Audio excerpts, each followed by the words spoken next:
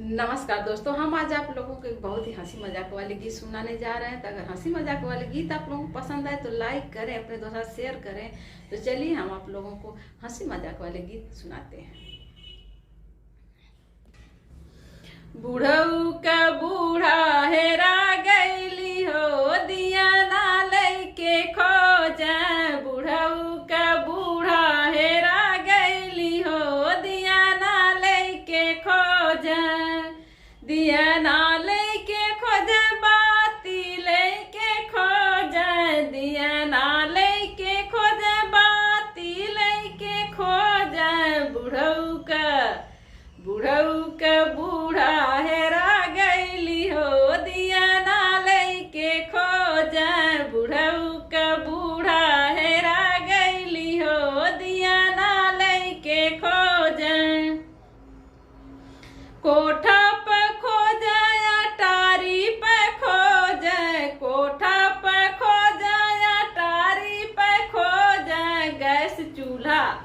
Gas चूल्हा के यहाँ पा गईल हो, दिया ना लइके खोजा। बूढ़ऊ का बूढ़ा हेरा गईली हो, दिया ना लइके खोजा।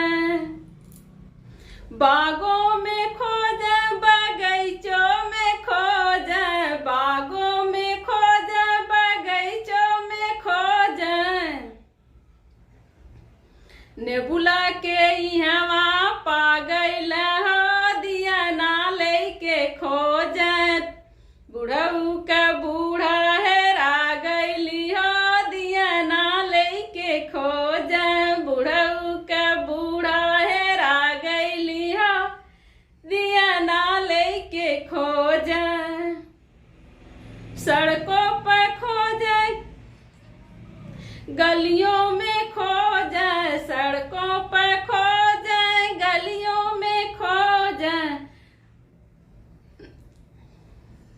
टेम्पू में जाके पा गईल हो, दिया ना लइके खोजा। टेम्पू में जाके पा गईल हो, दिया ना लइके खोजा।